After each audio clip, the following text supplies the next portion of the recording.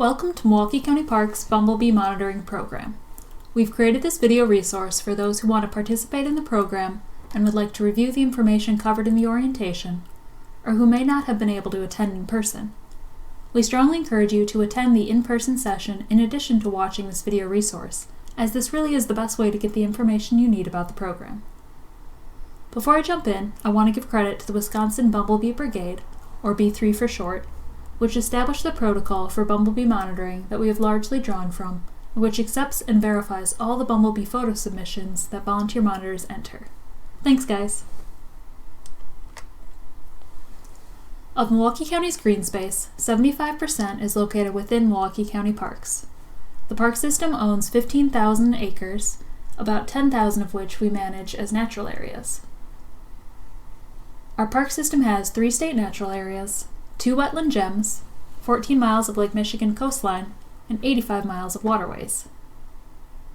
We are located along a major migration corridor, and in 2019, Milwaukee County was designated an important bird area, identifying our natural areas as vital habitat for migrating and breeding birds.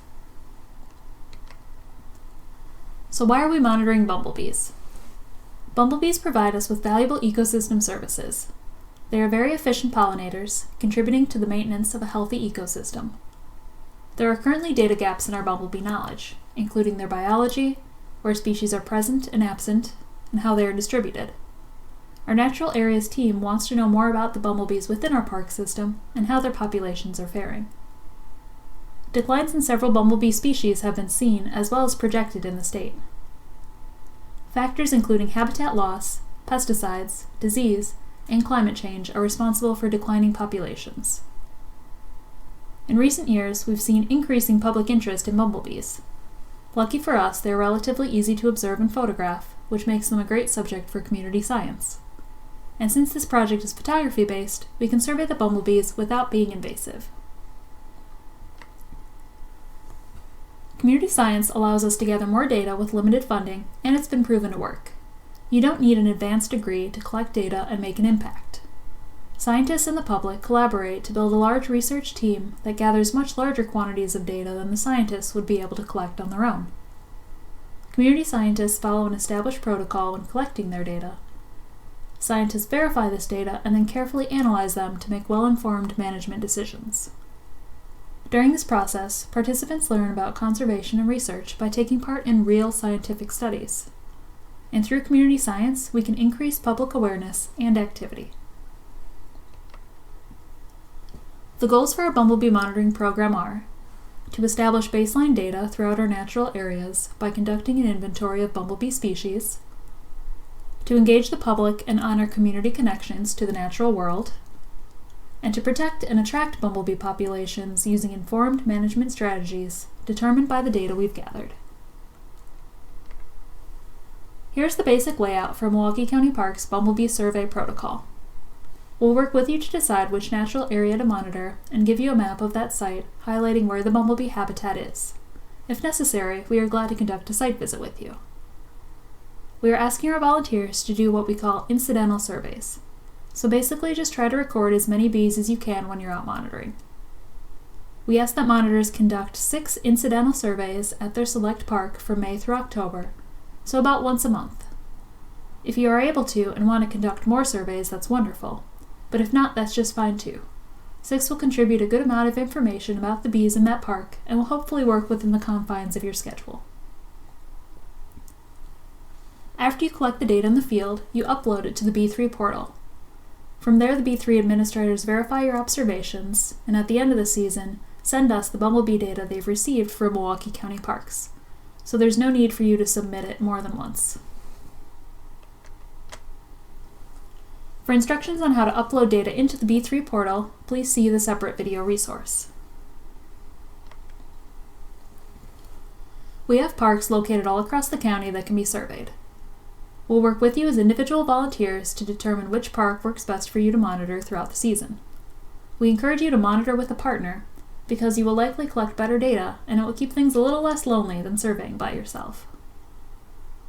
We'll provide you with a map of your park that will show you the areas with the best floral resources for bees to visit, and that map will provide you with parking locations as well.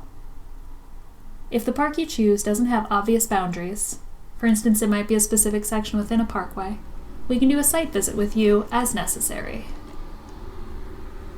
The equipment for this monitoring program is minimal. You will need a camera, either digital or the one on your smartphone. You may choose to use a lens attachment to boost the quality of your images, but this isn't necessary. At a minimum, you will need at least an 8-megapixel camera to get good enough detail of the bees. You will also need access to the internet to upload your photos to B3. And finally, you'll need the B3 Field Guide to Wisconsin bumblebees, pictured to the right, which Milwaukee County Parks will provide for you. When you're out in the field, we want you to be thinking safety first. We recommend wearing long pants, and you may want to bring sunscreen, bug spray, or water. Be aware of extreme weather conditions like the excessive heat and humidity of summer. If it's above 90 degrees, I wouldn't even bother going out to survey any bees, because it's likely even too hot for them. Take caution around nests, as the bees may be more inclined to take drastic measures to keep their colony safe. Before jumping into the details of monitoring protocol, let's begin with a brief overview of bumblebee biology and their life cycle. Bumblebees are social insects that form annual colonies lasting only a single year, unlike honeybee colonies, which can have the same queen for multiple years. A bumblebee queen founds a colony and proceeds to produce females, the workers, males, the drones, and queens for the following season. Bumblebees are beautifully designed for pollination. Their big, hairy bodies get coated in pollen when they visit a flower, which they then carry to the next flower. Some of the pollen on the bee is transferred to the stigma of the second flower, pollinating it if the flowers are the same species. Their large size and hairy bodies also allows them to be active earlier and later in the day during cooler periods. And if they need a bit of a boost, they can vibrate their flight muscles to warm themselves up to a high enough temperature for them to fly. Bumblebees can also use their powerful flight muscles in a process called buzz pollination, in which they rapidly vibrate those flight muscles to loosen pollen from certain flowers that hold on extra tight to this floral resource. They are able to shake it loose, granting them pollen that other species aren't able to access.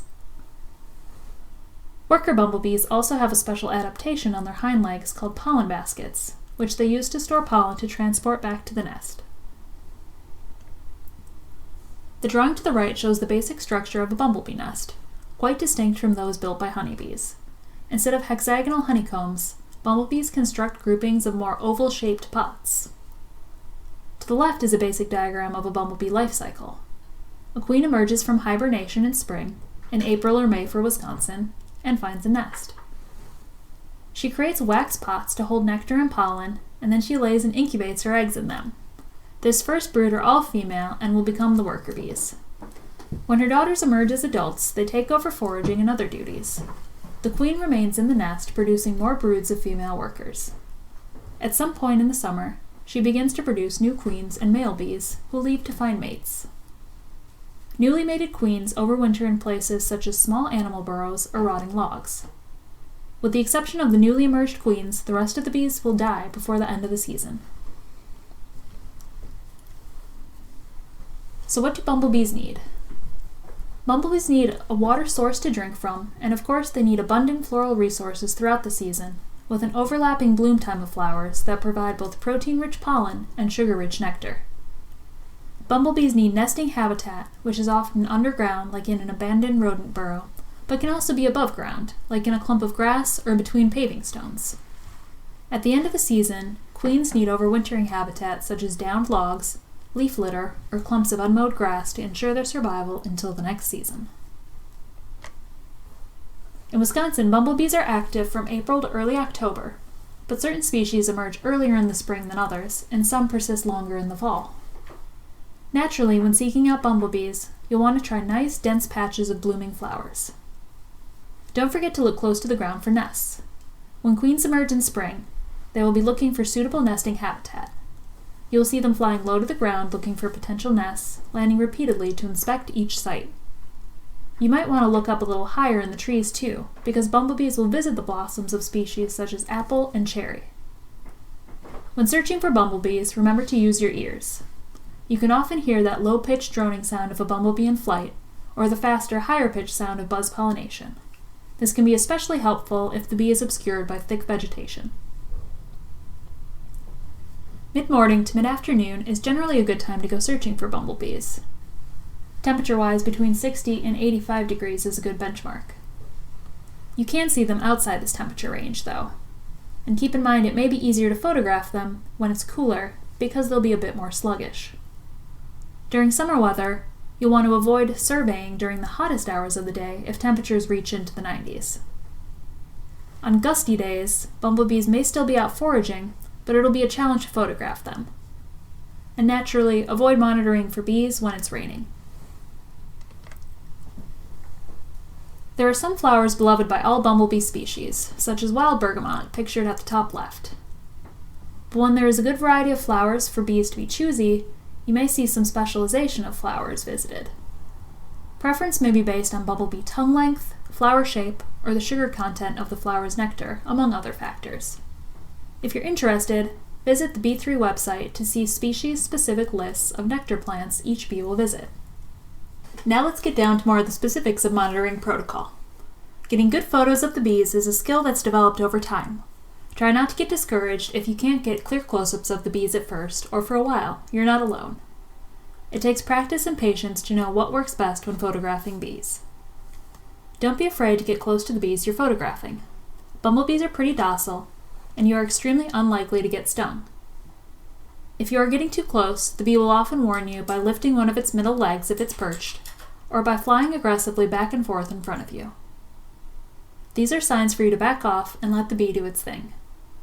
In between different bees, you'll want to take a spacer photo so you don't confuse different bees when you are going back through your images later. This spacer photo could be of your hand, your field guide, or whatever else you like. You may choose to record a video instead of taking individual photos, and later on extract the individual photos from that video.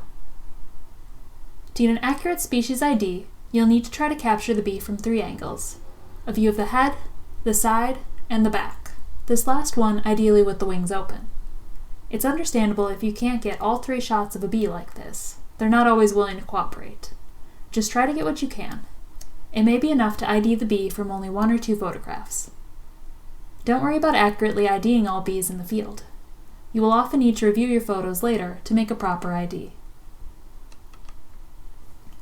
Once you've taken your photos, you'll want to sort them for the best images to upload. You'll start by identifying the visually distinct looking bees, or morphs, in each photo. Morphs can be based on color pattern, size, number of abdominal segments, or the presence or absence of pollen baskets. For more on distinguishing morphs and identifying bumblebee species, please see the separate video on Bumblebee ID. After you've determined all the distinct morphs, choose the clearest photos. Then center the bee and crop the photos. You may do this with photo editing software on your phone, camera, or computer.